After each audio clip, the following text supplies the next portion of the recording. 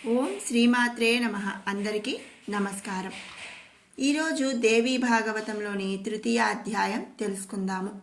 మరి నిన్నటి వీడియోలో మనం దేవీ వ్యాసుల మధ్య జరిగినటువంటి సంభాషణ, అలాగే మధుకైటబుల సంహారం, మరి అసలు ఈ భూమి ఎలా అవతరించింది అనే విషయాన్ని, మణిద్వీప వర్ణనను, మరి త్రిమూర్తులకు కూడా దేవి ఏ విధంగా వివరించింది అనేది మనం నిన్నటి వీడియోలో అయితే తెలుసుకుందాము.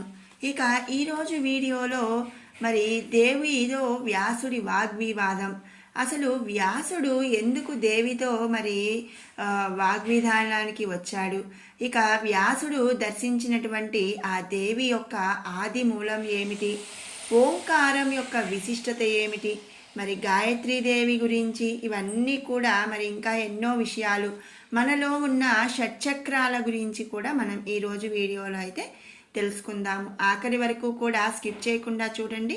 ఎన్నో మంచి వీడియోలు, అలా ఎన్నో మంచి విషయాలు మనం ఈ వీడియోలో తెలుసుకోబోతున్నాము.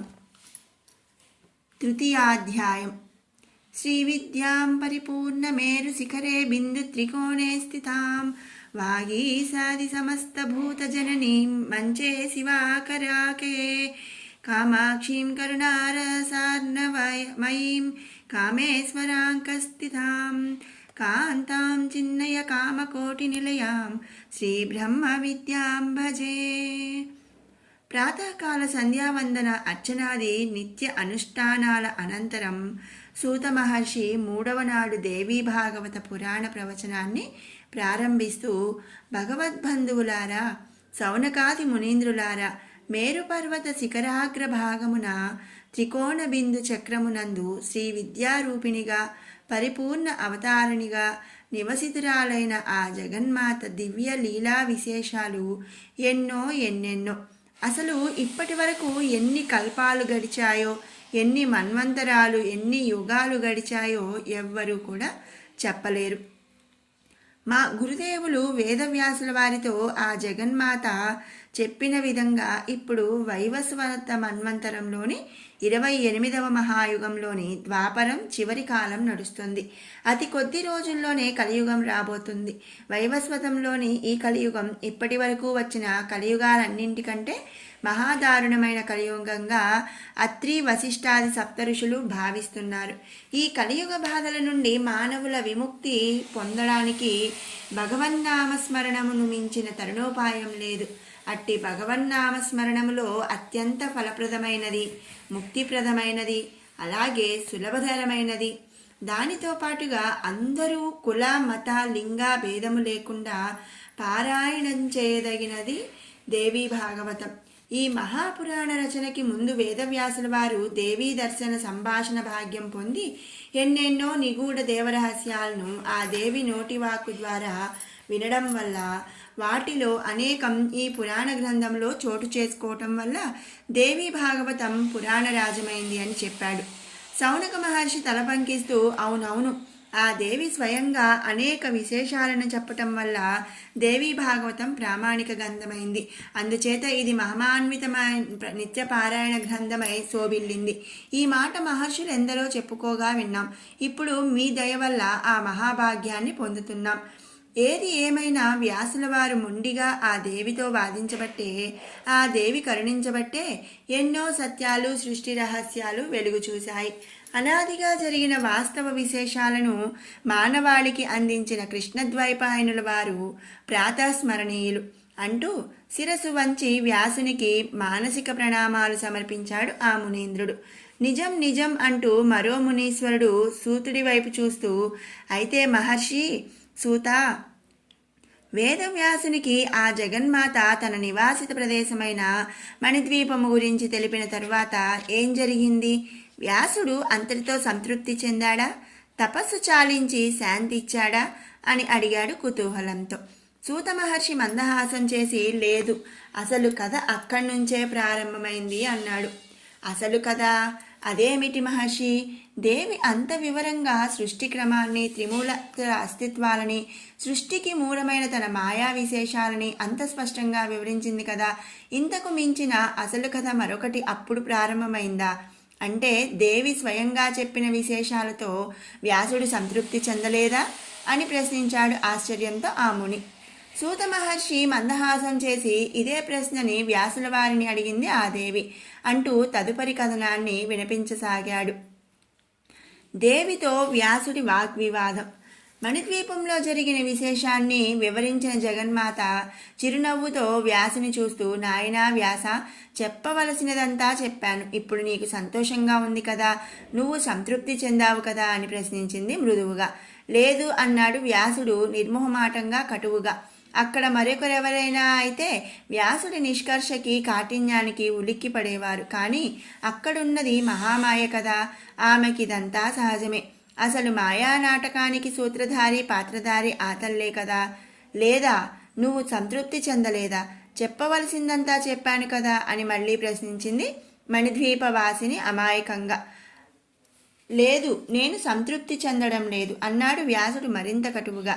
అయ్యయ్యో, ఎందుకని మళ్ళీ ప్రశ్నించింది దేవి చిన్నపిల్లల. ఎందుకని అంటూ ఎంత అమాయకత్వం నటిస్తున్నావమ్మా? నేను అడిగిందేమిటి, నువ్వు చెప్పిందేమిటి?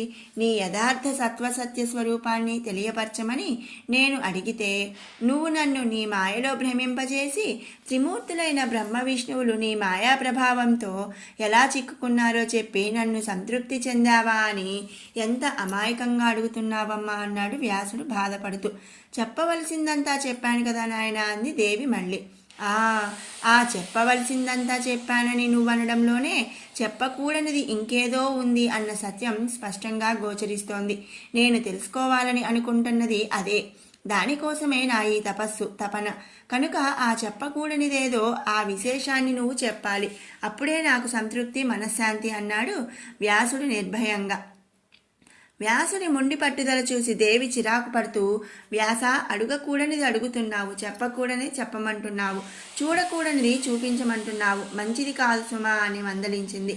వ్యాసుడు నిర్భయంగా అమ్మవారి వైపు చూస్తూ, నాకు ఏం జరిగినా పర్వాలేదు, లోకానికి మంచి జరిగితే చాలు అన్నాడు.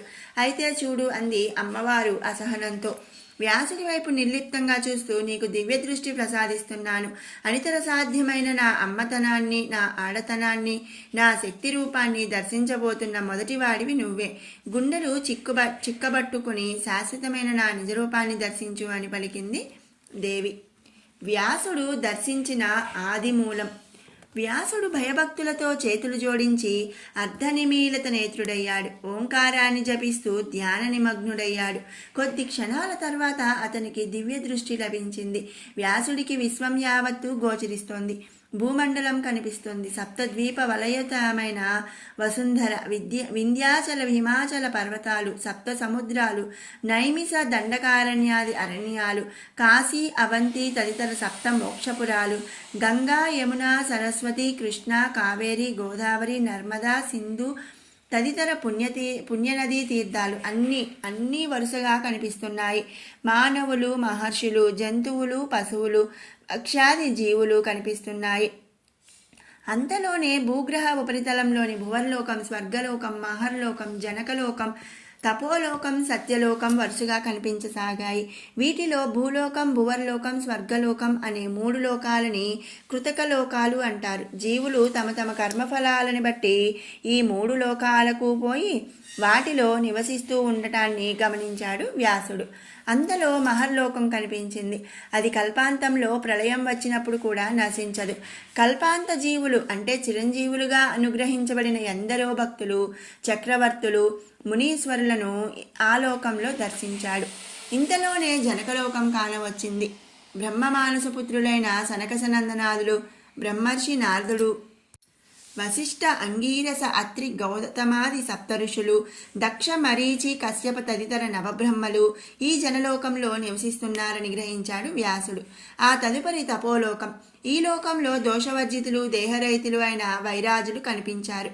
అనంతరం సత్యలోకం. ఈ లోకంలో చతుర్ముఖ బ్రహ్మ, ఇంకా మరణధర్మం వర్తించని సిద్ధులు, తపోసిద్ధి పొందిన మునీంద్రులు కనిపించారు. భూలోకంతో కలిపి లోకాలని దర్శించాడు వ్యాసుడు. ఇక భూలోకానికి అధోభాగంలో అతలలోకం. ఇందులో దానవుడైన యముడు, అతని సంతతి వారైన అసురులు కనిపించారు. ఇక వితలలోకం. హాటకేశ్వరుడు, అతని పరివారము కనిపించారు. సుతల లోకం, బలిచక్రవర్తి అతని వంశస్థులు ప్రజలు కనిపించారు.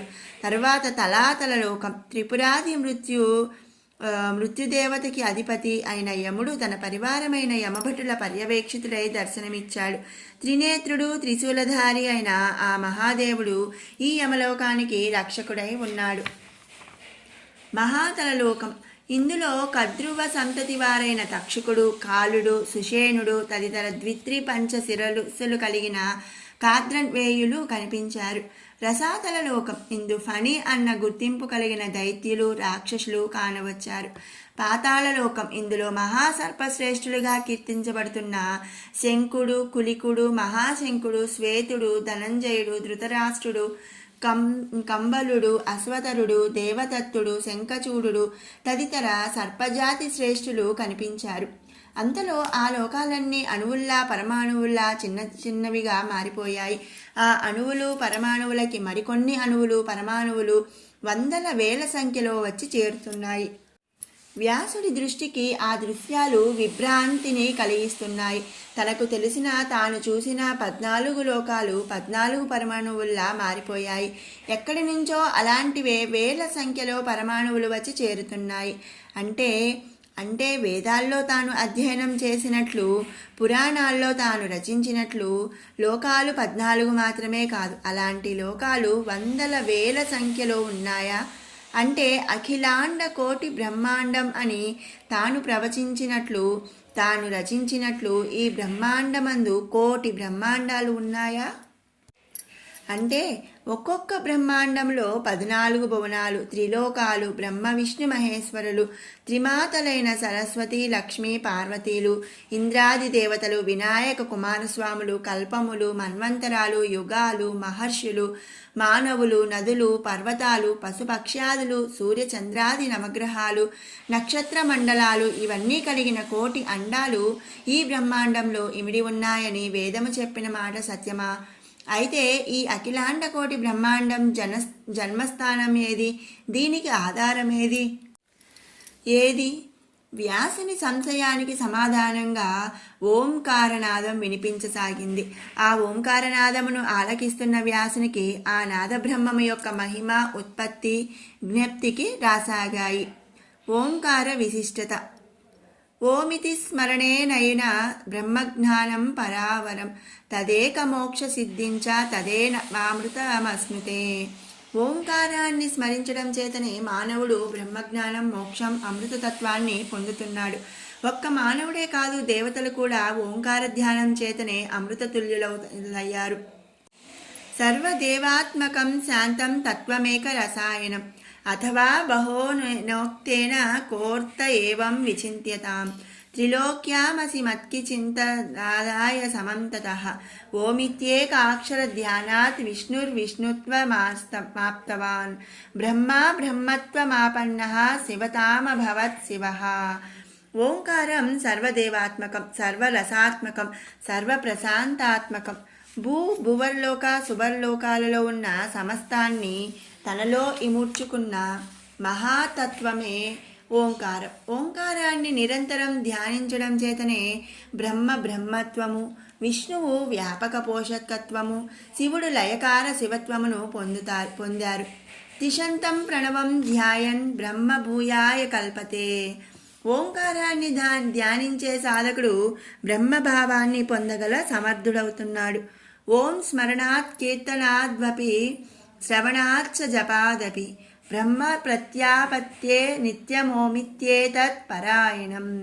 ప్రతినిత్యము ఓంకారాన్ని స్మరించడం, కీర్తించడం, ఆలకించడం, జపించడం వల్లనే జనులు పరబ్రహ్మమును పొందుతున్నారు.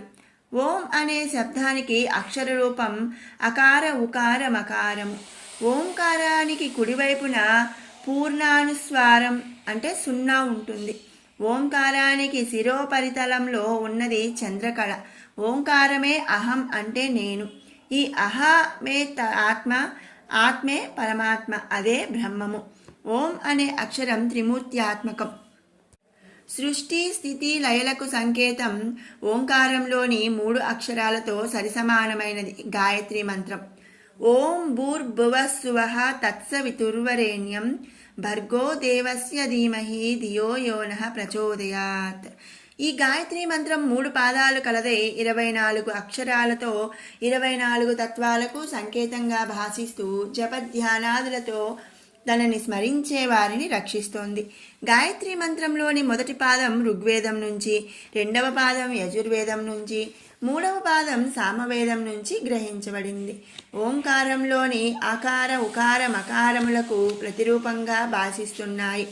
గాయత్రి మంత్రంలోని 24 అక్షరాలు 24 ఛందస్సులుగా ఆ దేవి యొక్క 24 తత్వాలు అయిన పంచమహాభూతములు, పంచతన్మాత్రలు, పంచ జ్ఞానేంద్రియాలు, పంచ కర్మేంద్రియాలు, మనస్సు, బుద్ధి, చిత్తం, అహంకారంగా భాసిస్తున్నాయి.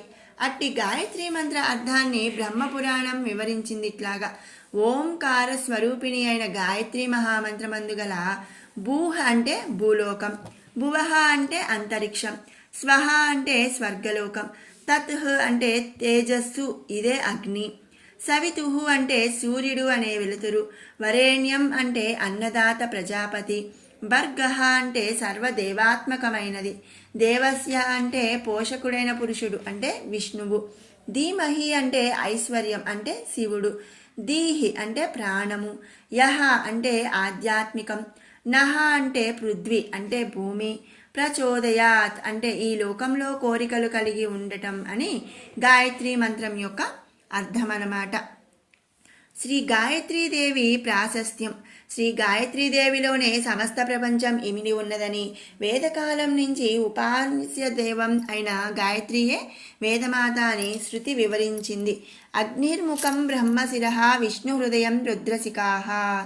గాయత్రీదేవి ముఖమునందు అగ్ని, శిరసునందు బ్రహ్మ, హృదయమునందు విష్ణువు, శిఖ అందు రుద్రుడు ఉన్నారని శృతి వివరించింది.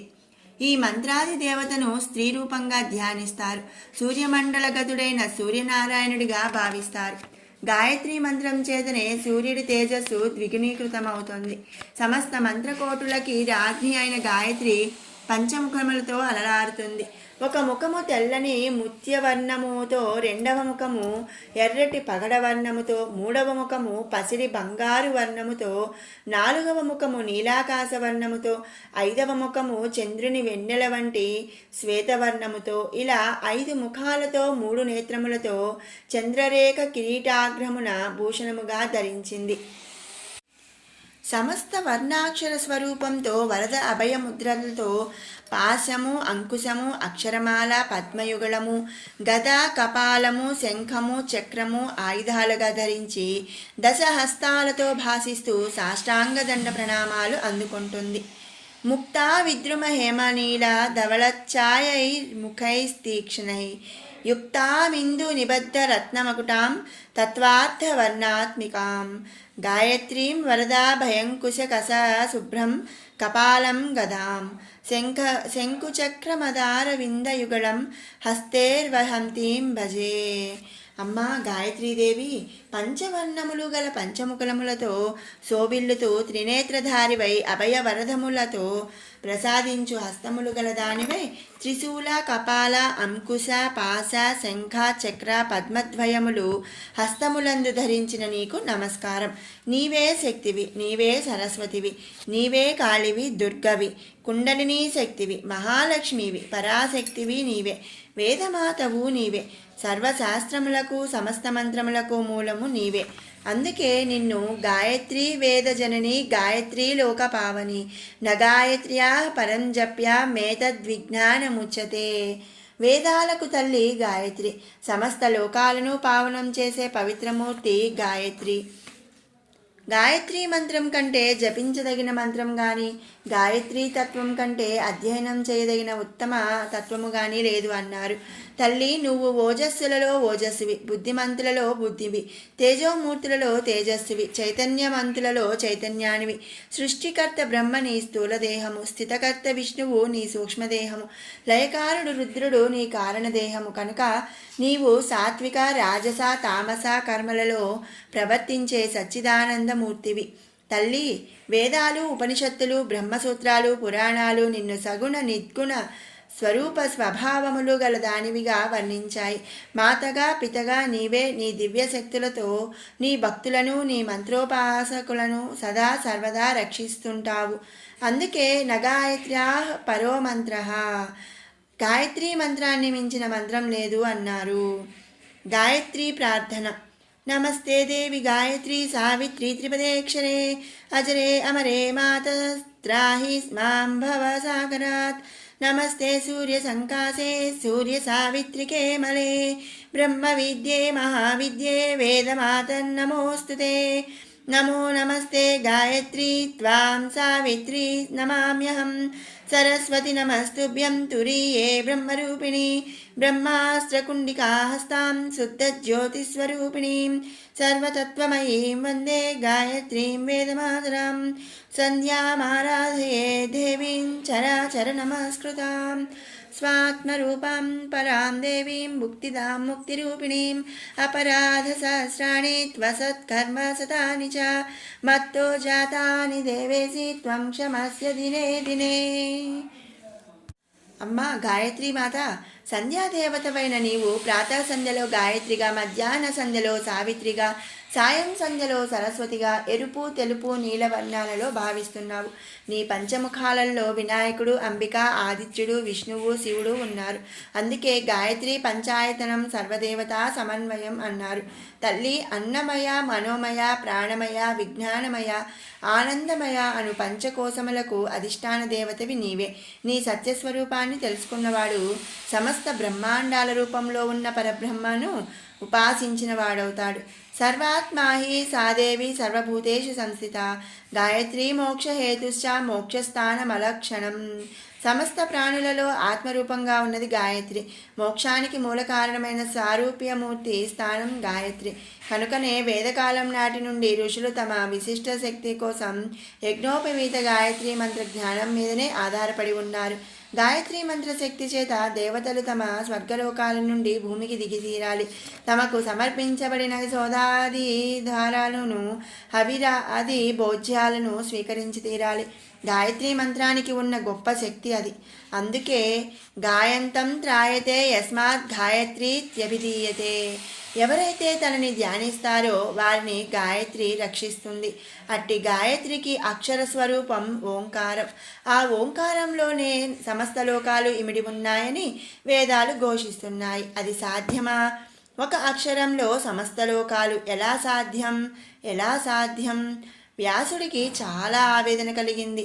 ఓంకారంలో నుంచే సృష్టి ప్రారంభమైందని, జగత్తు నిర్మాణం ఓంకారంతోటే మొదలైందని వేదాధ్యయన పరులు అయిన వారెవరైనా చెబుతారు. ప్రజాపతిర్వై ఇదం అసీత్. ఆదిలో ఉన్నది బ్రహ్మస్వరూపం. తస్య వాగ్విద్య అసిత్. బ్రహ్మముతో వాక్కు ముడిపడి ఉంది. వాగ్వై పరం బ్రహ్మ. వాక్కే బ్రహ్మ.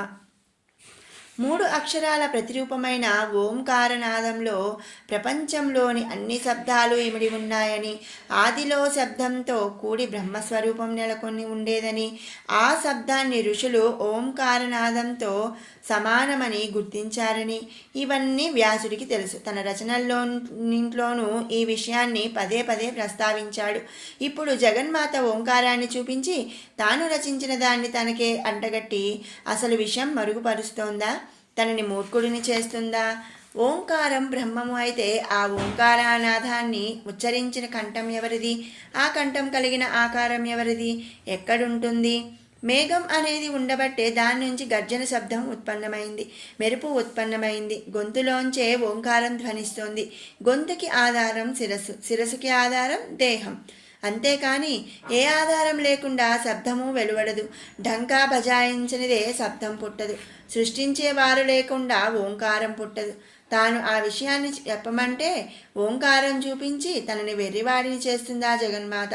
తన తపస్సు, తన ఆరాటం తాను ఇదివరకే రచించిన ఓంకారం గురించి తెలుసుకోవడానికా? అమ్మా తల్లి, ఎంత వంచన చేశావమ్మా! ఆకలితో ఉన్న బిడ్డడు అమ్మా అన్నం పెట్టమని అడిగితే చంకన వేసుకొని చందమామని చూపిస్తూ బులిబులి మాటలు చెప్పి మైపనిపించిన అమ్మలా నన్ను ఇలా మాయ చేస్తావా తల్లి?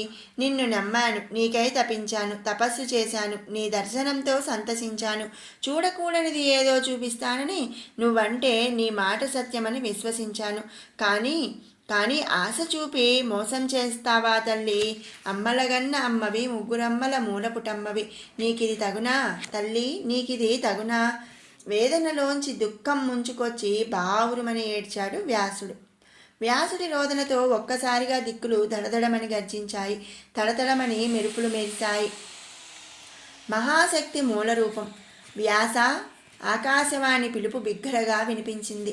వ్యాస వ్యాస వ్యాస అన్న ప్రతిధ్వని దశ దిశల్లో మార్మోగింది. వ్యాసుడు హఠాత్తుగా నిరత్తరుడయ్యాడు. అతడి గొంతులోని రోదన ప్రయత్నంగా ఆగిపోయింది. వ్యాస! అమ్మ తన బిడ్డని మోసం చెయ్యదు.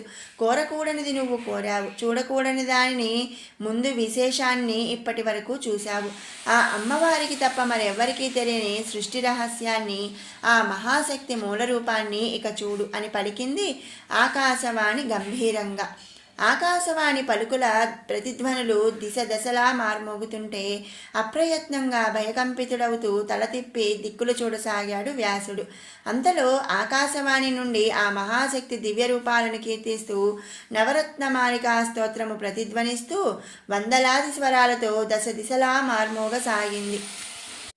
हारनूपुर किरीट कुंडल विभूषितावयन शोभिनीं कारणे सवरमौलिकोटि परिकल्प्यमान पदपीठिकां कालकालफणिपाशबाण धनरङ्कुशामरुणमेखलां फालभूतिलकलोचनां मनसि भावयामि परदेवतां गन्धसारघनसारुचार नवनागवल्लिरसवासिनीं सान्ध्यरागमधुराधराभरण सुन्दनानन शुचिस्मितां मन्तरायतलोचना ममलबालचन्द्रकृतशेखरीं इन्दिरारमणसोदरीं मनसि भावयामि परदेवताम् स्मेरचारुमुखमण्डलां विमलगण्डलम्बिमणिकुण्डलां होरधाम परिशोभमान कुचभारभीरुतनुमध्यमां वीरगर्वहरनूनुरां विविधकारणे स वरपीठिकां मारवैरिसहचारिणीं मनसि भावयामि परदेवतां भूरिभारधरकुण्डलीन्द्रमणिबद्धभूवलपीठिकां वारिराशिमणिमेखलावलय वह्निमण्डलशरीरिणीं वारिसारवः कुण्डलां गगनशेखरीं च परमात्मिकां चारुचन्द्ररविलोचनां मनसि भावयामि परदेवतां कुण्डलत्रिविधकोणमण्डल विहारषड्डलसमुल्लसत् पुण्डरीकमुखभेदिनीं तरुणचण्डभानु तटितुज्ज्वलां मण्डलेन्दुपरिवाहितामृततरङ्गिणीमरुणरूपिणीं मण्डलान्तमणिदीपिकां मनसि भावयामि परदेवतां वारणाननमयूरवाहमुख दाहवारणपयोधरां चारणादिसुरसुन्दरी चिकुर शेखरीकृतपदाम्बुजां कारणाधिपतिपञ्चकप्रकृतिकारणप्रथममातृकां वारणान्तसुखपारणां मनसि भावयामि परदेवतां पद्मकान्तिपदपाणिपल्लव पयोधराननसरोरुहां पद्मरागमणिमेखलावलयिनी विशोभितास्तितम्भिनीं पद्मसम्भव सदाशिवान्तमय पञ्चरत्नपदपीठिकां पद्मिनीं प्रणवरूपिणीं मनसि भावयामि परदेवताम् आगमप्रणवपीठिकाममलवर्ण मङ्गलशरीरिणीम् आगमायनशोभिनीमखिल वेदसारकृतशेखरीं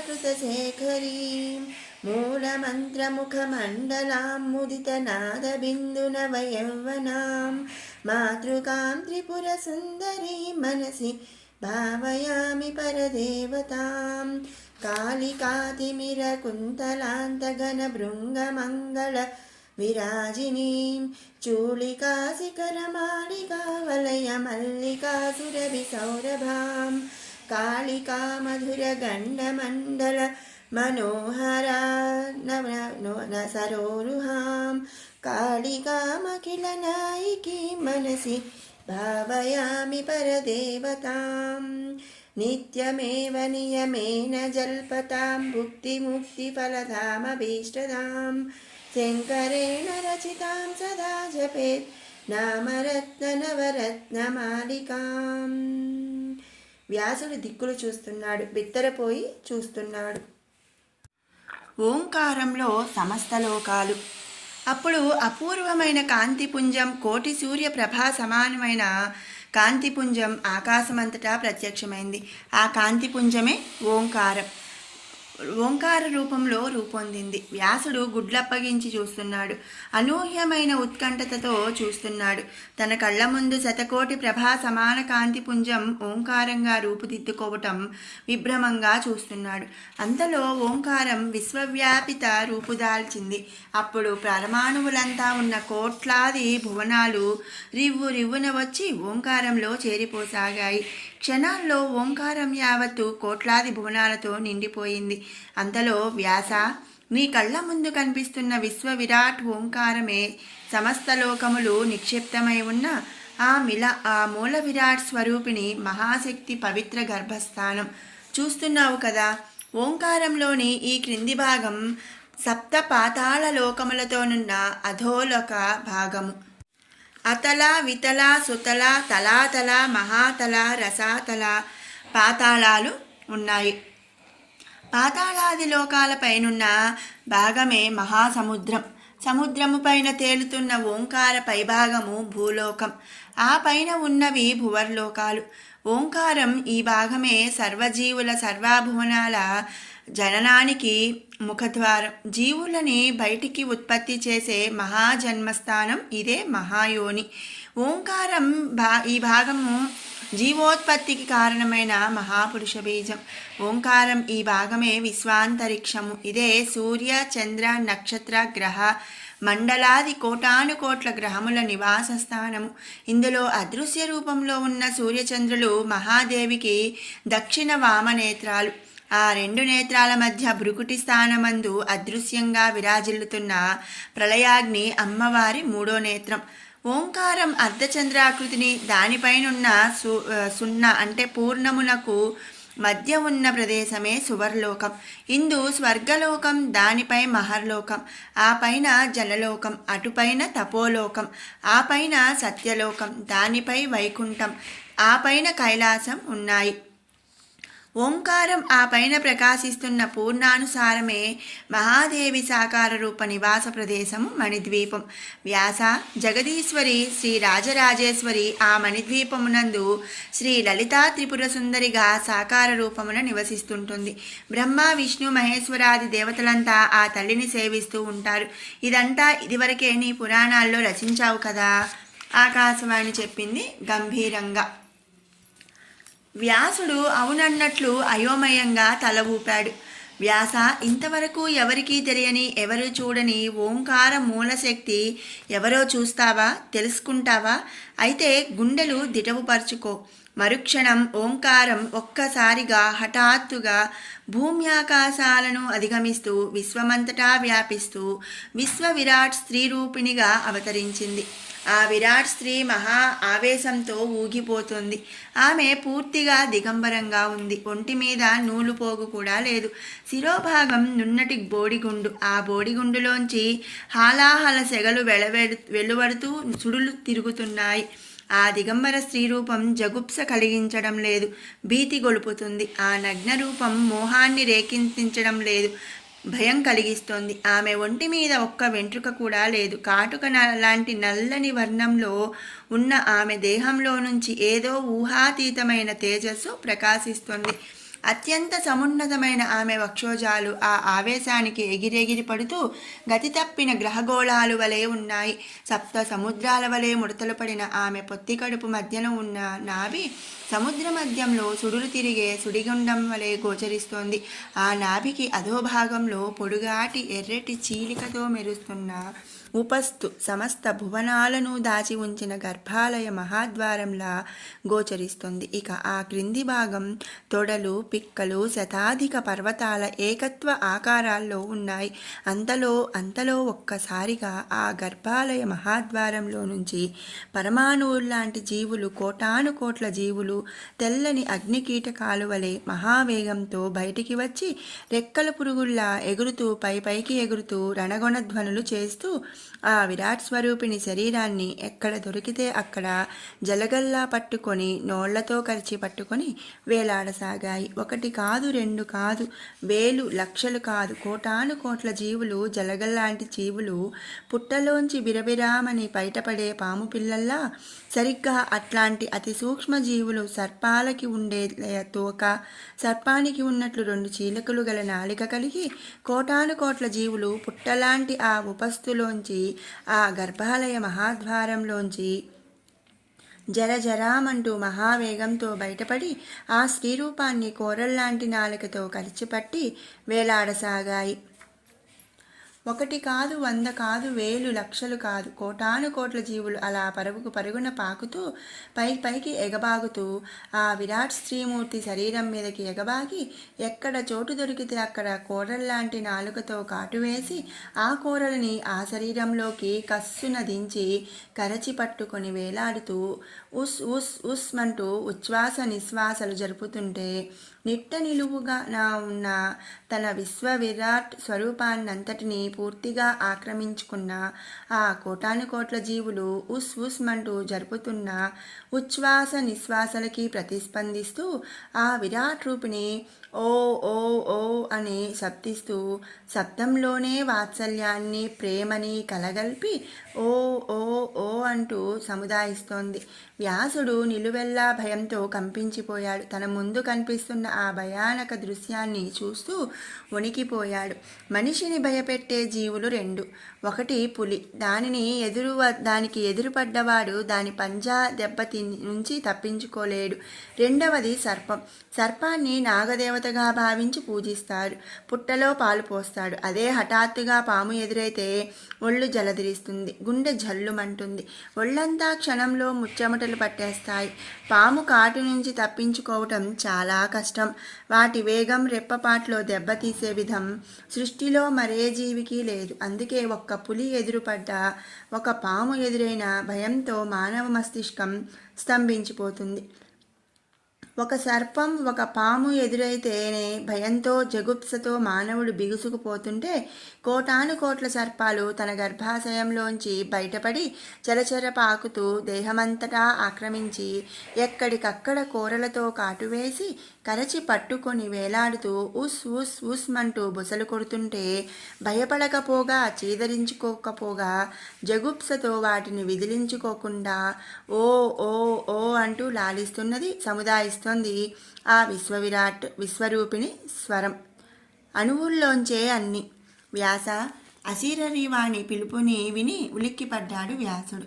వ్యాస అనేక ప్రాచీన కాలములు ఏవీ లేనప్పుడు యుగములు, మన్వంతరములు, కల్పములు, భువనములు, అండపిండ బ్రహ్మాండములు, ఆకాశము, అగ్ని, వాయువు, జలము, మృత్తికలను, పంచమహాభూతములు ఇవేవి మరేవి పుట్టకముందు కనీసం శూన్యము అనే ఆవరణం కూడా లేని అత్యంత పురాతన కాలములో ఒకే ఒక్క అణువు, స్వయంభువైన అతీంద్రియ శక్తి, శ్వేతధవళ ఛాయతో మెరిసిపోయే మహాశక్తి, సర్పాకృతిని పోలిన శక్తి చుట్టుకొని యోగనిద్రలో మునిగి ఉండేది. ఈ మహాశక్తికి ముందు ఈ శక్తికి జన్మకారకమైన మరో శక్తి అనేది ఏదీ లేదు. జన్మనిచ్చే మాతృగర్భంలో పిండదశ నుంచి ఎదిగి పరిపక్వత చెందకుండా ఈ మహాశక్తి ఎలా అవతరించిందన్న అనుమానం కలుగుతుందా వ్యాస? అతీంద్రియ శక్తికి పుట్టుక, ఆధారము, రూపము అనేవి ఏవి ఉండవు. అందుచేత ఈ మహాశక్తికి జన్మ మరణాలు అనేవి లేవు. సృష్టికి పూర్వం, సృష్టి ప్రారంభమైన తదుపరి చావు పుట్టుకలు లేని, నాశము లేని, శాశ్వతమైన, నిరాకార, నిర్గుణ, నిరామయ, స్వయంభువ అతీంద్రియ మహాశక్తి ఏకైక శక్తి ఇదే. ఇది ఒక్కటే. నిజానికి ఇది సర్పాకార శక్తి కాదు. అలా చలించే, అలా భ్రమింపజేసే పరంజ్యోతి. వెలుగుతున్న ద్వీపశిఖని జాగ్రత్తగా గమనిస్తే అది పడవ విప్పుకొని అటూ ఇటూ ఆడిస్తున్న సర్పాన్ని తలపింపజేస్తుంది. ఇది అంతే. ఈ అణువంత పరంజ్యోతిలో అనూహ్యమైన ఉత్పాదక శక్తి ఉంది. ఉన్నది ఒకటే అణువు. ఆ అణువులో నుంచి కోట్లాది అణువులు, పరమాణువులు ఉత్పత్తి అవుతాయని వేదాలతో పాటు వాటిల్లోంచి పుట్టిన అనేక భూ ఖగోళ అంతరిక్ష శాస్త్రాల్లో వివరించడానికి కారణం ఇదే. ఈ పరంజ్యోతి సర్పాకృతిలో భ్రమింపజేసే ఈ అణువు. ఈ స్వయంభూవ మహాశక్తి తన నుండి కోట్లాది అణువులను, ఆ అణువుల్లోంచి పరమాణువులను సృష్టించగల శక్తి కలిగి ఉంది. ఈ పరంజ్యోతినే విఘ్నులు పరమా ప్లస్ ఆత్మ, పరమాత్మ అని అంటారు. ఈ పరమాత్మకి స్త్రీ పురుష భేదము లేదు. ఇది సృష్టి అనంతరం వృద్ధి చెందిన స్త్రీ పురుష జీవులందరిలోనూ అభేద్యమైన పరంజ్యోతిలా ప్రకాశిస్తూ ఆత్మ పేరిట వ్యవహరిస్తోంది. ఇక అణువుగా ఉన్న ఆ పరమాత్మ ప్రపంచాన్ని సృష్టించవలెనని సంకల్పించింది. అప్పుడు పరమాత్మ సంకల్పం మాత్రం చేత ఆ అణువు నుండి మరొక అణువు ఉద్భవించింది. అయితే మూలక్షేత్ర అణువు నుండి ఉద్భవించిన ఈ అణువు సర్పాకృతిని పోలి సర్పము మాదిరి చలిస్తోంది. ఈ అణువుకి 2 చీలికలు గల నాలిక ఉంది. ఇందు మొదటి చీలిక శుక్లము, రెండవ చీలిక శోణితము. వ్యాసుడు ఉలిక్కిపడి ఆ నాలిక చీలికలు శుక్లము, శోణితములా ఇవి రెండూ కలిసినప్పుడు సంతానం కలుగుతుంది అని శాస్త్రములలో పేర్కొనబడింది. ఇందు శుక్లము పురుష బీజము నుండి, శోణితము స్త్రీ నుండి ఉద్భవించి వాటి కలయికతో పిండము ఏర్పడి ఆ పిండము క్రమక్రమంగా వృద్ధి చెంది ఆకృతి పొంది మాతృగర్భమునందు పరిపూర్ణ ఆకారమును సంతరించుకున్న తదుపరి ఆ మాతృగర్భము నుండి ఆ తల్లికి పురిటి నొప్పుల బాధ కలిగిస్తూ తల్లి యొక్క అపాన వాయువు ప్రసారము చేతను, పిండమునందు ఉండే ప్రాణాది వాయు ప్రసారము చేతను బయటికి నెట్టబడి యోని మార్గము ద్వారా పిండము భూమిపై పడుతుంది కదా అన్నాడు ఆశ్చర్యంగా. అవును వ్యాస, సృష్టికి మూలధర్మము అదే. జీవి ఏదైనా మాతృగర్భమును ఆశ్రయించుకొని అక్కడ ఆకారముగా రూపాంతరము పొంది తదుపరి యోని మార్గము ద్వారానే బయటపడుతుంది. ఇది సృష్టి ధర్మము మాత్రమే కాదు, సృష్టి క్రమము కూడా అని పలికి మరలా వివరించసాగింది ఆ శరీరవాణి. సృష్టికి మూలము శుక్లము, శోణితములను వీర్యకణముల సంయోగము. ఇట్టి సృష్టి ధర్మమును ఏర్పరచడానికే తొలి అణువు తన నుంచి ఉద్భవించిన మలి అణువుకి శుక్లము, శోణితము అనే 2 వీర్యకణ ఉత్పత్తి అంగములను ఏర్పరిచింది. అయితే ఆ 2 అంగములు ఒకే అణువునందే ఉండటం చేత అణు ఉత్పత్తికి మూలమైన తొలి అణువును జీవోత్పత్తికి క్షేత్రమైనందున పరాశక్తి అని, ఆ పరాశక్తి నుండి ఉద్భవించిన ఆత్మని పరమాత్మ అని అన్నారు. తదనంతర కాలంలో బ్రహ్మాండముల సృష్టికర్త అయినందున ఈ పరమాత్మ మహర్షుల చేత పరబ్రహ్మము అని పేర్కొనబడ్డాడు. బ్రహ్మాండముల సృష్టికి మూలాధారుడు కనుక ఇతడు పరబ్రహ్మము. సరే, స్త్రీ పురుష వీర్యకణములు 2 ఒకే ఆకారమునందు కలిగిన ఈ పరబ్రహ్మము ద్వారా ప్రపంచాన్ని సృష్టించాలని సంకల్పించింది పరాదేవత అయిన పరాశక్తి. ఆమె సంకల్పించగానే సర్పాకృతి గల పరబ్రహ్మము ఆ పరాశక్తితో సంగమించింది. ఆ సంయోగము చేత పరబ్రహ్మము నుండి శుక్లము, శోణితములను వీర్యకణములు విడుదలై పరాశక్తి గర్భక్షేత్రమునందు సత్యోజాత గర్భ విధానంలో తక్షణమే ప్రాణులుగా రూపొందాయి. మరుక్షణం ఆ ప్రాణులు పరాశక్తి యోని మార్గము గుండా బయటకు ఉత్పత్తి అయి సర్పాకృతి కలిగిన ఆ ప్రాణులు ఓంకారంగా రూపుదాల్చాయి. ఈ ఓంకారమునందు 1, 2, 3, 4 సర్పాకృతి ప్రాణులు ఏర్పడగా శుక్లము, శోణితములను 2 నాలికలు గల పురుషాంగము అనబడు పరబ్రహ్మము 5వ స్థానమునందు నిలిచింది. అంతటా ఈ ఓంకారమునకు మూలశక్తి అయిన ఆ పరాశక్తి ఓంకారము యొక్క ఉపరిభాగమునందు 6వ స్థానమునందు బిందువుగా నిలిచింది. ఇదే సృష్టి రహస్యం. ఈ ఓంకారము నుండే తదుపరి సృష్టి ఉత్పత్తి అయింది. ఈ 6 స్థానముల ఏకత్వమే ఓంకార స్వరూపం. ఈ ఓంకారములకు మూలము ఆ మహాశక్తి. ఇందు 1 నుండి 5 వరకు గల ప్రాణులే పంచతత్వములు కలిగిన పంచమహాభూతములు. ఇవి అవ్యక్త రూపములు. ఈ అవ్యక్త రూపమే బిందు రూపమైన ప్రణవము. ఈ ప్రణవము చేరిక చేతనే ఈ పంచమహాభూతములు శక్తివంతములవుతున్నాయి. ప్రణవ సహిత్ ఓంకారం నుండే తదుపరి సృష్టి జరిగింది. అలా సృష్టించబడిన కోటాను కోట్ల ప్రాణులు అప్పటికింకా బ్రహ్మాండములు భువనముల సృష్టి జరగనందున తమకి నివాసమునకు తగిన ప్రదేశము లేనందున ఆర్తితో ఉస్ ఉస్ ఉస్మంటూ ఆక్రోశించసాగాయి. ఆ జీవుల ఆర్తిని ఆలకించిన పరాశక్తి ఆ జీవుల పట్ల కనికరము కలిగినదై అప్పటి వరకు అణువుగానున్న తాను విశ్వవిరాట్ మహాశక్తిగా అవతరించింది. అంతటా ఆ కోటాను కోట్ల ప్రాణులు తమ నివాసము కొరకు మహావేగముతో పయనించి ఆ మహాశక్తి రూపమును ఆశ్రయించి అచ్చట నివసించుటకు ఆధారము కొరకై తమకి పుట్టుకతో సహజంగా వచ్చిన కోరలని ఆ దేవి దేహంలోకి గుచ్చి వాటి ఆధారంతో వేలాడుతూ ఉస్ ఉస్ ఉస్ మంటూ ఆక్రోశిస్తుంటే ఆ ప్రాణులని లాలించడానికి ఓదార్చడానికి నేనున్నాను అంటూ సముదాయించడానికి ఓస్ ఓస్ ఓస్ అంటూ శబ్దం చేయసాగింది ఆ మహాతల్లి. వ్యాస, తల్లులు తమ బిడ్డలని సముదాయించడానికి వారిని భుజాన వేసుకొని ఓ అంటూ ఓదారుస్తుంటారు, జో కొడుతూ ఉంటారు చూసావా. అలా ఆ మహాశక్తి ఆ మహాతల్లి ఓస్ ఓస్ ఓస్ మని శబ్దం చేస్తుంటే వ్యాస ఆ శబ్దంలోంచే ఆ నాదంలోంచే ఓం అనే ఓంకారనాదం తొలిసారిగా ఉద్భవించింది. ఆ ఓంకారమే క్షరము కాని అంటే నాశము లేని అక్షరము. ఓంకారమునందు లీనమై అప్పటి నుంచి ఓంకారము నాదబ్రహ్మముగా అక్షర పరబ్రహ్మముగా ప్రణవస్వరూప ఓంకారాకృతిగా రూపుదాల్చింది. ఆ తదుపరి సృష్టి ఆ ఓంకారము నుండే ప్రారంభమైంది. మరి ఆ మహాశక్తిని కలిసి పట్టుకొని వేలాడుతున్న ఆ ప్రాణకోటి ఆ సర్పకోటి తదుపరి ఏమైంది? ఉత్సుకతో ప్రశ్నించాడు వ్యాసుడు. అశరీరవాణి చెప్పసాగిందిలా. ఆ ప్రాణికోటి చాలా కాలం అలాగే పరాశక్తిని అంటిపెట్టుకొని ఉండిపోయింది.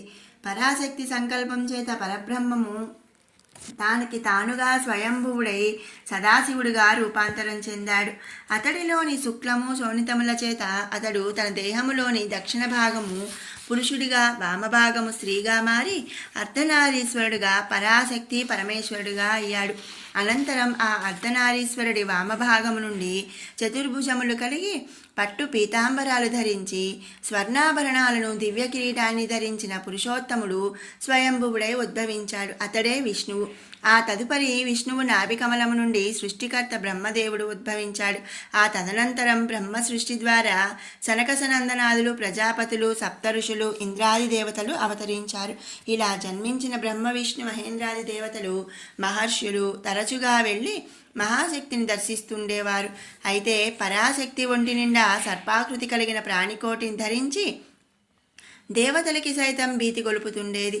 పైగా ఆ ప్రాణకోటి ఉత్కారాలు వాటిని సముదాయిస్తూ పరాశక్తి ఓంకారాలు ఏకమై ఆ ధ్వని భీకరనాదంతో ప్రతిధ్వనిస్తూ ప్రతి ఒక్కరిని భయభ్రాంతులను చేస్తుండేది.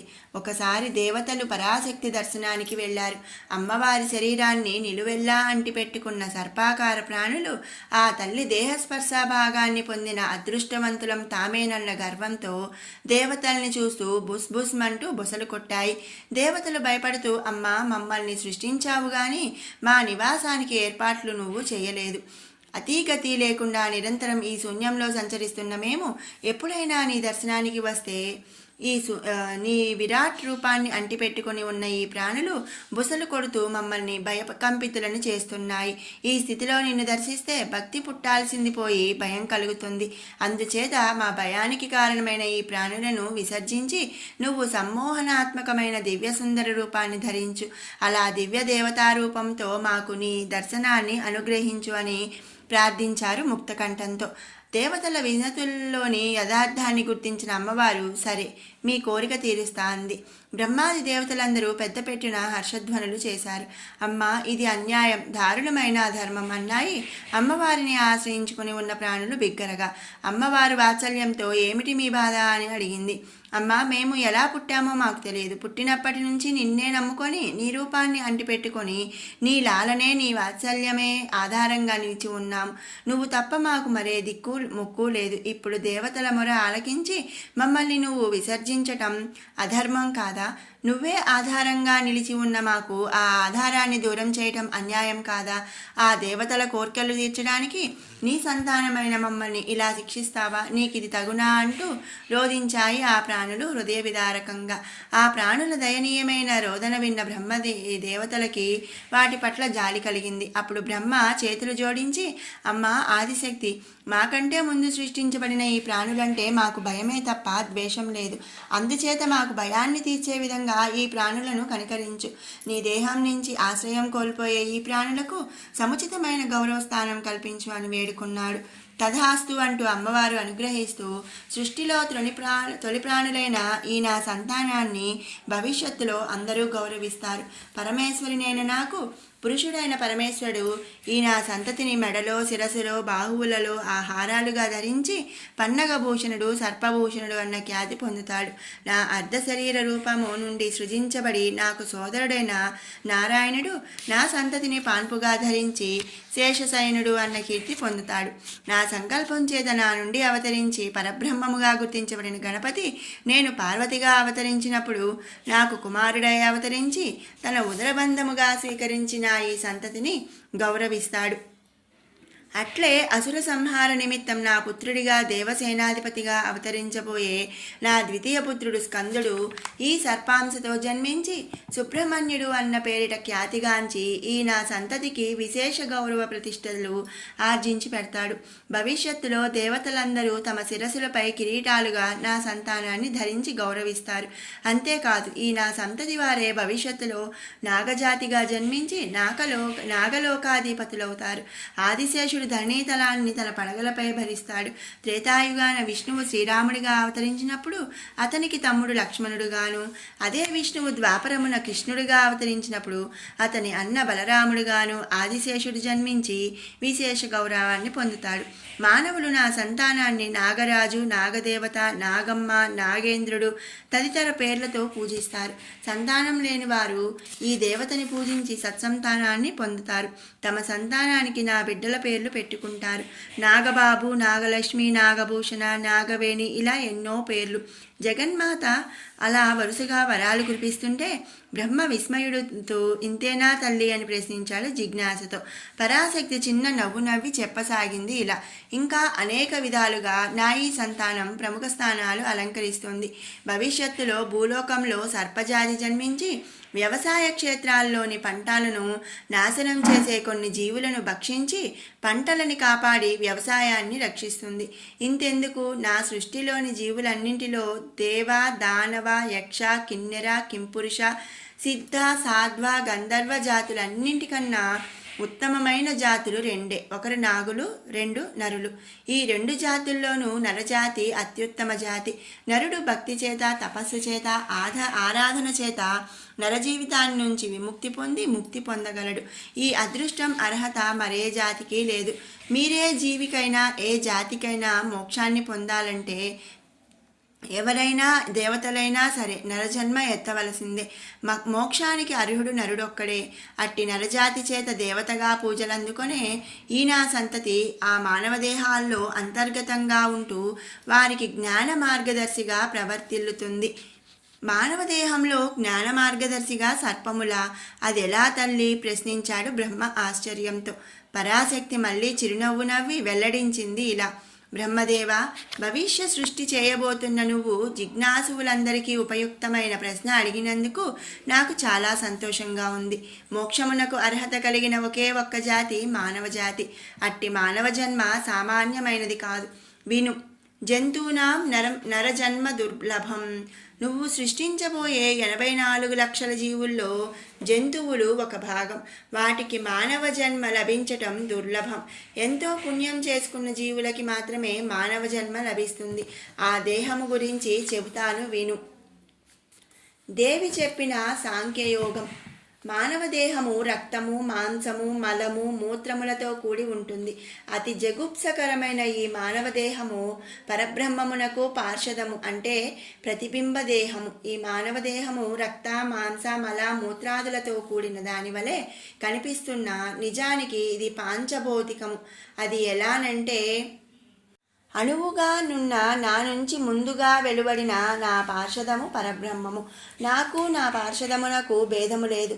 మేము అభేద్యులము, నిత్యము, నిర్మలము, నిర్వికారము, నిరామయము, నిర్గుణము, సత్యము, శాశ్వతము అయిన నేను నా పార్షదము నే బ్రహ్మము అంటాము.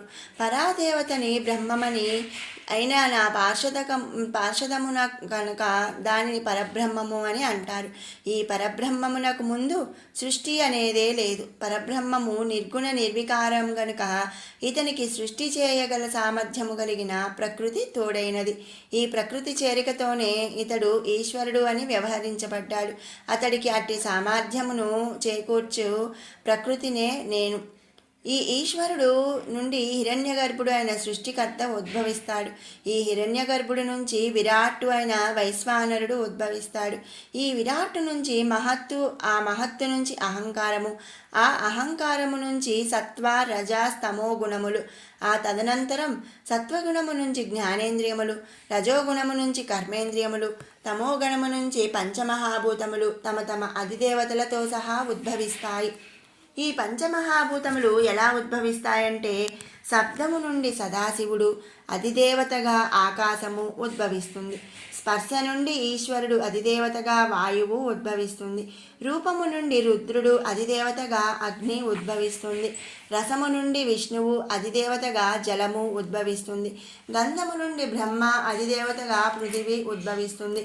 ఈ పంచమహాభూతములను 2 సమాన భాగములుగా విభజించి దానిలో ఒక భాగమును మిగతా వాటితో సమిష్టి భాగములు చేయబడతాయి. ఆ విధంగా పంచభూతములను విభజించి పంచినప్పుడు 25 తత్వములు ఏర్పడతాయి. అవి ఏమిటి అంటే జ్ఞానము, మనస్సు, బుద్ధి, చిత్తము, అహంకారములు 5.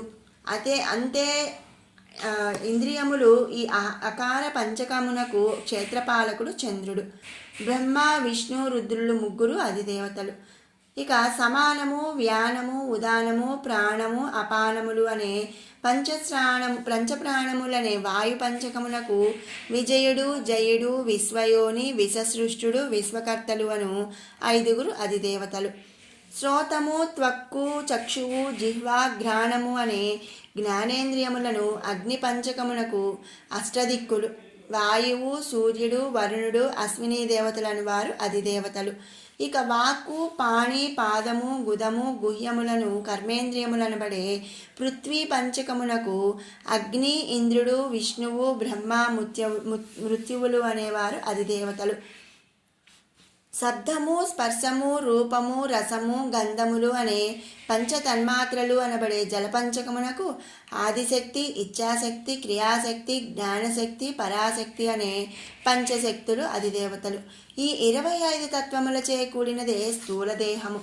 అట్లే 5 జ్ఞానేంద్రియములు, 5 కర్మేంద్రియములు, పంచప్రాణములు, మనస్సు, బుద్ధి అనే 17 తత్వములతో కూడినది సూక్ష్మదేహము. ఇక స్థూలదేహము అంటే బాహ్య శరీరముగాను, సూక్ష్మదేహము శరీరము లోపల అంటే లింగదేహముగాను మానవ దేహము జన్మమొందుతుంది. ఇట్టి మానవ దేహమునందు 96 తత్వములు ఉంటాయి. ఆ 96 తత్వములు ఏమిటి అంటే 5 పంచభూతములు, 5 జ్ఞానేంద్రియములు, 5 కర్మేంద్రియములు, 10 ప్రాణాది వాయువులు, 6 చక్రములు, 8 రాగములు, 4 అంతఃకరణములు, 3 షడూర్ములు, 3 ఈశనములు, 3 గుణములు, 3 అవస్థలు, 3 తాపత్రయములు, 5 కోశములు.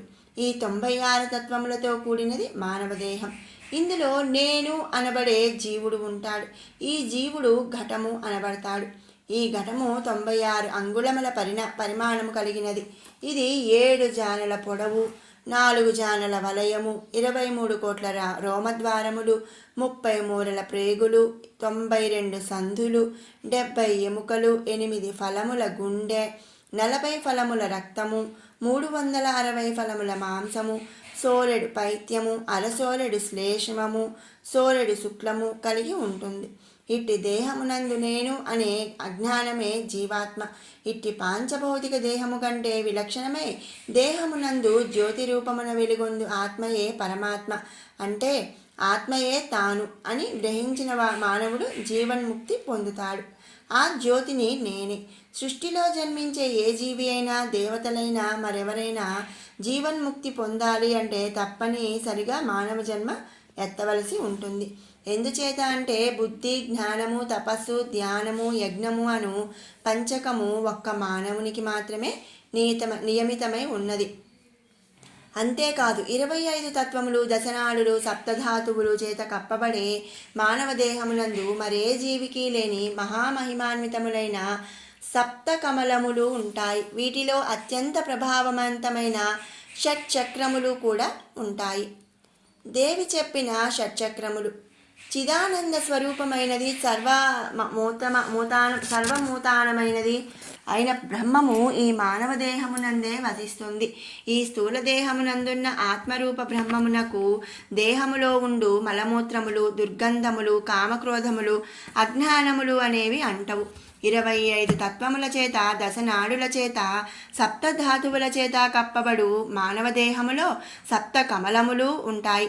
వీటిలో వరుసగా మూలాధారము, స్వాధిష్టానము, మణిపూరకము, అనాహుతము, విశుద్ధము, ఆగ్నేయము అను 6 చక్రములు క్రింది నుంచి పైకి వరుసగా 1 నుంచి 6వ కమలము వరకు ఉంటాయి. ఈ షట్చక్రములు, వాటి అధిదేవతలు ఎవరు అనేది ఇప్పుడు తెలుసుకుందాము. మానవ దేహములో కపాలము మొదలు గుదము మధ్య వరకు వెన్నుముక ఉంటుంది. దీనిని ముక్తికాంత అని, మేరువు అని, బ్రహ్మదండి అని అంటారు. ఈ వెన్నుముక కింద భాగమునందు గుదస్థానమునందు 4 రేకులు కలిగి బంగారు వర్ణముతో వా, శ, ష, న అనే 4 దశములతో నకారము కలదై పృథ్వీ నిలయమై గ్రహణ కారణమై భూమి వలె 4 కోణములు కలిగి ఉంటుంది. మూలాధార చక్రము దీని ఆధారలింగము ఇచ్ఛాశక్తితో కలిగి ఉంటుంది. ఈ మూలాధార చక్రమునకు అధిష్టాన దేవత శ్రీ విఘ్నేశ్వరుడు. ఇక రెండవది స్వాధిష్టాన చక్రము. ఇది మూలాధార చక్రమునకు 2 అంగుళముల పైన 6 రేకులు, 3 కోణములు, తెల్లని వర్ణము కలిగి మకారముతో కూడి జలస్థానమై జీవాకారమై బ, భ, మ, య, ర, ల అను దళములు కలదై పక్షి ఆకృతిలో ఉంటుంది. దీని గురులింగము క్రియాశక్తి. దీని అధిష్టాన దేవత బ్రహ్మదేవుడు. ఇక మూడవది మణిపూరక చక్రము. ఇది స్వాధిష్టాన చక్రమునకు 3 అంగుళముల పైన నాభి అందుగల నాడులను చుట్టుకొని నీలవర్ణముతో మణివలే ప్రకాశిస్తూ శకారముతో కూడుకొని డఢన తథ ద ద న ప ఫ అను 10 దళములు కలదై అగ్నిస్థానమై నేత్రకారణమైన పీఠిక ఆకృతి కలిగి ఉంటుంది. దీని శివలింగమునకు ఆధారము జ్ఞానశక్తి. దీనికి అధిష్టాన దేవత శ్రీ మహావిష్ణువు. ఇందు 4వది అనాహుత చక్రము.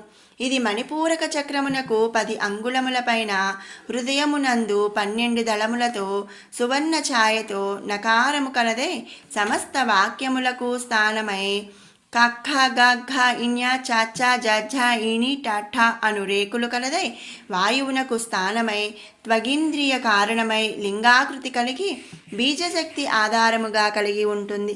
దీనికి అధిష్టాన దేవత రుద్రుడు. 5వది విశుద్ధ చక్రము. ఇది అనాహుతి చక్రమునకు 12 అంగుళముల పైన తెల్లని కాంతితో అ ఆ ఇ ఉ రు రు ఎ ఏ ఐ ఓ ఓ ఔ అం అహ అను 16 దళములతో చేప వంటి ఆకృతి కలిగి యకారము కలదై గగన సదనమైన శ్రోతస్థానమైన కంఠస్థానమునందు సరస్వతిగా ఆకాశముద్ర జ్యోతివర్ణముతో ప్రకాశిస్తూ ఆదిశక్తి ఆధారముగా కలిగి ఉంటుంది. దీని అధిష్టాన దేవత జీవుడు. ఇక 6వది ఆగ్నేయ చక్రము. ఇది విశుద్ధ చక్రమునకు 12 అంగుళముల పైన భ్రూమధ్య స్థానమునందు హిం క్షం అను 2 దళములు కలిగి అంతఃకరణ మందిరమై అగ్నివలే ప్రకాశిస్తుంటుంది. ఇది సర్వ సృష్టి స్థానము. దీని అధిష్టాన దేవత ఈశ్వరుడు. ఈ మహాలింగమునకు ఆధారశక్తి పరాశక్తి. సువర్ణ ఛాయతో ప్రకాశముద్రతో శోభిస్తూ ఉంటుంది. ఈ షట్చక్రములకు పైన ఉన్నదే సహస్రారము. ఇది షట్చక్రములకి పైన బ్రహ్మరంధ్రమునందు ఉంటుంది. సప్త కమలములలో 7వదైన ఈ సహస్రారమునందు తేజోమయ రూపమైన సహస్రదళ కమలమునందు ఓం అను ప్రణవము వర్ణరంజితమై దేదీప్యమానంగా ప్రకాశిస్తూ బుద్ధికి నిలయస్థానమై మాయచేత కప్పబడి సమస్త జగత్తుకి కారణమైన సృష్టికి అతీతమై సచ్చిదానంద రూపము గలదై ఉన్నది. దీని ఆధార శక్తి జ్యోతిర్మయి. ఇది సర్వాకర్షణ కలిగి ప్రణవస్థానమై విమల జ్ఞాన ముద్రతో విరాజిల్లుతూ ఉంటుంది. ఈ సప్తచక్రములలో సంచరించే వాయువును ప్రాణము అంటారు. ఆ వాయువే స్థానభేదములననుసరించి దశవిధ వాయువులుగా ప్రకాశిస్తుంది. వాటిలో ప్రాణవాయువు, అపానవాయువు, వ్యానవాయువు, ఉదానవాయువు, సమానవాయువులు అనే 5 ప్రాణవాయువులు, ఇక నాగవాయువు, కూర్మవాయువు, కృకురవాయువు, దేవదత్త వాయువు, ధనంజయ వాయువు అనే 5 ఉపవాయువులు. ఇలా సృష్టి రహస్యం యావత్తు ఒక్క మానవ దేహమునందు మాత్రమే ఇమిడి ఉన్నది. సర్వదేవతలు మానవ దేహమందు అధిష్టాన దేవతలై కొలువు తీరి ఉన్నారు. పంచాగ్నులు, పంచకళలు, పంచశక్తులు, 96 తత్వాలు, వీటన్నిటికీ అధిదేవతలు నివసించే మానవదేహము అందుకల సహస్రదళ కమలము శోభితమైన సహస్రార చక్రము మధ్యమున జ్యోతిర్మయ ప్రకాశమైన ఓంకారం అను ప్రణవమునై సృష్టికి మూలమునై సృష్టికి అతీతమైన దానినై ప్రకాశిస్తున్న సచ్చిదానంద ప్రణవమూర్తిని నేనే అని చెప్పి దేవి చెప్పింది. దేవి చెప్పిన ప్రణవ మంత్రము: నా సంకల్పము చేత సృష్టించబడు జగత్తు పంచతత్వముల సమ్మిళితం. పంచభూతములు అనేవి పంచతత్వములకు అవ్యక్త రూపములు. ఈ అవ్యక్త రూపములకు మూలము ప్రణవాక్షర సహిత పంచాక్షరి మహామంత్రము. ఈ మహామంత్రమును శ్రద్ధగా ఆలకించండి. ప్రణవాక్షర సహిత పంచాక్షరి మహామంత్రం ఓం నమః శివాయ అను మహామంత్రమునందు జగత్తుకి మాతాపితరులైన పార్వతీ పరమేశ్వరుల శక్తి ఉన్నది. అంతేకాదు 6 అక్షరములు కల ఈ ప్రణవ మహామంత్రము మహాదేవికి ప్రతిరూపమై విరాజిల్లుతోంది. ఓంకారే దేవీ వదనం, వాయకారౌ భుజద్వయం, సికారం దేహ మధ్యమంచ, నమకారౌ పరద్వయం. అంటే ఈ ప్రణవ మంత్రమునందు గల 6 అక్షరములలో మొదటిదైన ఓంకారము ఆదిశక్తి ముఖకమలముగాను, నమ అనునవి దేవి పాదములుగాను, సి అనునది దేవి నడుముగాను, వా యా అనునవి దేవి భుజములుగాను చెప్పబడిన ఈ 6 అక్షరములతో దేవి రూపమైన ఓం నమః శివాయ మహామంత్రము నిర్మితమైంది. ఈ మహామంత్రము నుండి ప్రపంచమునకు మూలమైన పంచభూతములు ఉద్భవించాయి.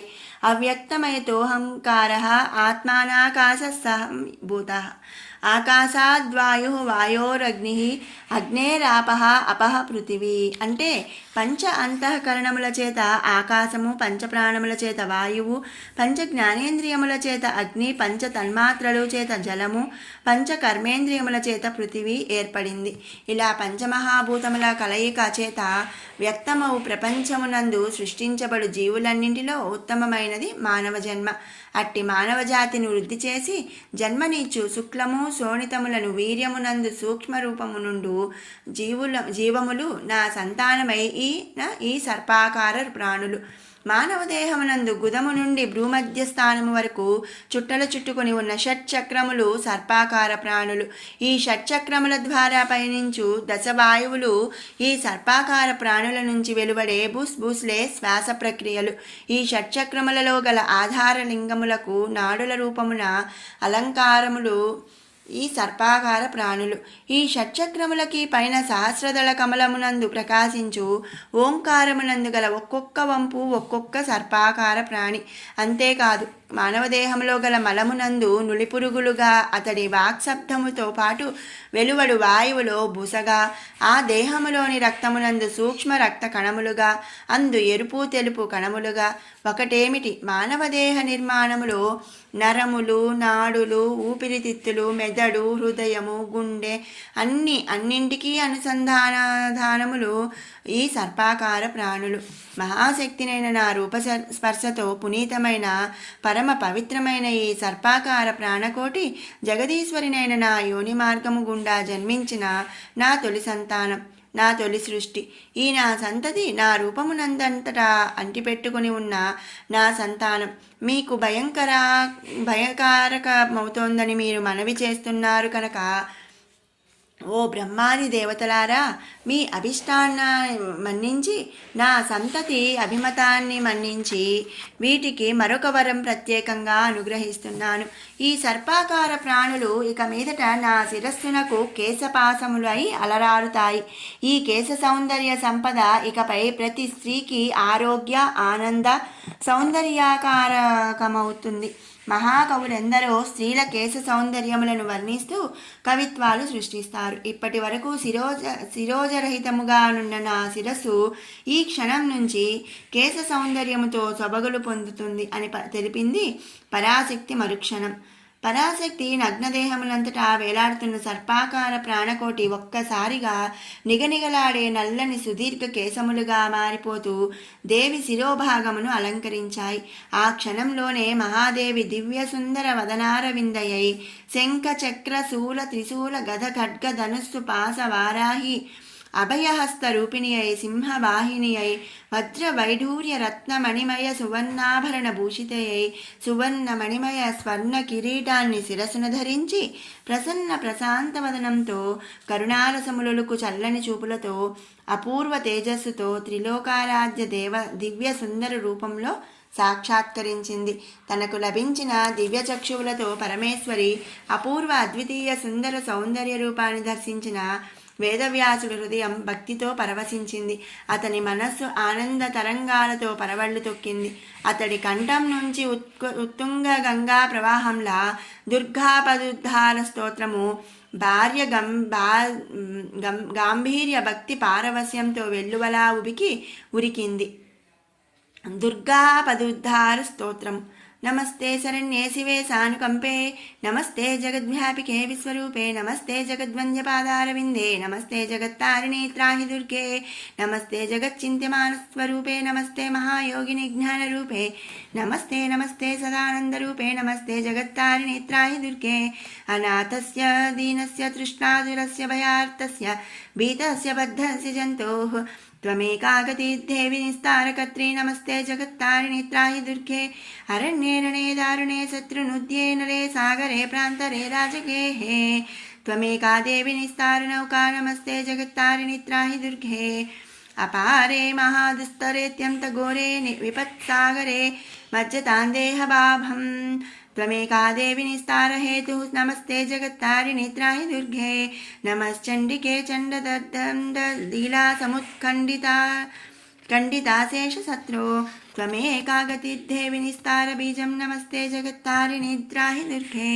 त्वमेवाघवाजा धृता सत्यवारीर्न जाता जिता क्रोधावात् क्रोधनिष्ठा इडा पिङ्गला त्वं सुषुम्ना च नाडी नमस्ते जगत्तारिणि त्राहि दुर्गे नमो देवि दुर्गे शिवे भीमनादे सरस्वत्यरुन्धत्य मोघस्वरूपे विभूतिः सची कालरात्रि स्वस्तित्वं जगत्तारिणि त्राहि दुर्गे शरणमसि सुराणां सिद्धविद्याधराणां मुनिमनुभसूनां दस्युभिस्त्रापितानां नृपति गृहगतानां व्याधिभिः पीडितानां त्वमसि शरणमेकदेवी दुर्गे प्रसीद इदं स्तोत्रं मया प्रोक्तमापदुद्धारहेतुकं त्रिसन्ध्यमेकसन्ध्यवा पदवात् घोरसङ्कटात् मुच्यते नात्र सन्देह्या भूनिस्वर्गे रसातले सर्वं न श्लोकमेकं वायं पठेद्भक्तिमान् सदा सर्वं दुष्कृतं त्यक्त्वा